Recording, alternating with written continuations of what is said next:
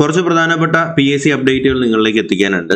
ആദ്യത്തേതെന്ന് പറയുന്നത് ഒരു കട്ട് ഓഫിനെ കുറിച്ചാണ്. നമ്മുടെ കൂലി വർക്കർ എന്ന് പറഞ്ഞിട്ട് സ്റ്റേറ്റ് വൈഡ് ആയിട്ടുണ്ടായിരുന്ന കേരള സ്റ്റേറ്റ് വാട്ടർ ട്രാൻസ്പോർട്ട് ഡിപ്പാർട്ട്മെന്റിന്റെ ഷോർട്ട് ലിസ്റ്റിന്റെ കട്ട് ഓഫ് വന്നിട്ടുണ്ട്. അപ്പൊ ഈ ഒരു എക്സാമിന്റെ കട്ട് ഓഫ് എന്ന് പറയുന്നത് 92 മാർക്കാണ്. 92 മാർക്കുള്ള ഈ ഒരു ലിസ്റ്റിനകത്ത് 127 പേരാണ് ഉണ്ടായിട്ടുള്ളത്.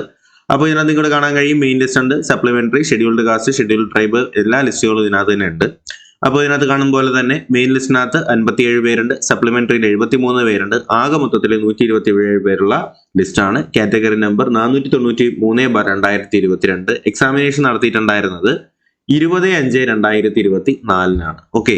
അപ്പോൾ ഇനിയുള്ളത് 1-2 പ്രധാനപ്പെട്ട അപ്ഡേറ്റുകളാണ്. അപ്പോൾ തീർച്ചയായിട്ടും ഇതുപോലുള്ള PSC റിലേറ്റഡ് ആയിട്ടുള്ള അപ്ഡേറ്റുകൾക്കും അതുപോലെ തന്നെ ബാക്കിയുള്ള ജോബ് അപ്ഡേറ്റുകൾക്കും വേണ്ടിയിട്ട് നോളജ് ഫാക്ടറി ജോബ് അപ്ഡേറ്റ്സ് എന്ന് പറഞ്ഞ ചാനൽ ഇപ്പോൾ തന്നെ സബ്സ്ക്രൈബ് ചെയ്തേക്കുക. SI നമ്മുടെ സബ് ഇൻസ്പെക്ടറിന്റെ മെയിൻസ് പരീക്ഷ എഴുതാൻ പോകുന്ന സുഹൃത്തുക്കൾക്ക് വേണ്ടിയിട്ടുള്ള ഹോൾ ടിക്കറ്റ് നിങ്ങളുടെ പ്രൊഫൈലുകളിൽ അവൈലബിൾ ആണ്.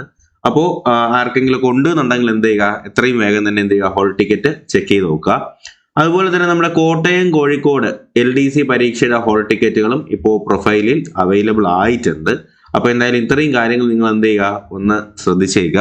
അപ്പോൾ എന്തായാലും ബാക്കി അപ്ഡേറ്റുകൾ എന്തെങ്കിലും ഉണ്ടെങ്കിൽ ഞാൻ ഉടനെ തന്നെ നിങ്ങളെ അറിയിക്കുന്നതായിരിക്കും. അപ്പോൾ അപ്ഡേറ്റുകൾ ലഭിക്കുന്നതിന് വേണ്ടിയിട്ട് ചാനൽ സബ്സ്ക്രൈബ് ചെയ്യുക, ബെൽ ബട്ടൺ കൂടി എനേബിൾ ചെയ്യുക. തീർച്ചയായിട്ടും നിങ്ങൾ ഏത് ജോലിയിലേക്കാണ് താല്പര്യമുള്ളത് എന്ന് പറഞ്ഞാൽ നമ്മുടെ PSC ആണോ, SSC ആണോ, UPSC ഒക്കെ നോക്കുന്നുണ്ടെന്നുണ്ടെങ്കിൽ ഏതിൻ്റെ അപ്ഡേറ്റുകളാണ് നിങ്ങൾക്ക് ആവശ്യമുണ്ടെന്നുണ്ടോ പറഞ്ഞാൽ അത് കമന്റിലൂടെ അറിയിച്ചാൽ ആ അപ്ഡേറ്റുകളോട് നിങ്ങളിലേക്ക് എത്തിക്കാനായിട്ട് ഞാൻ ശ്രമിക്കാം. അപ്പോൾ എന്തായാലും പുതിയൊരു വീഡിയോ ഉടനെ തന്നെ കാണാം. അതുവരേക്കും എല്ലാവർക്കും ബൈ ബൈ.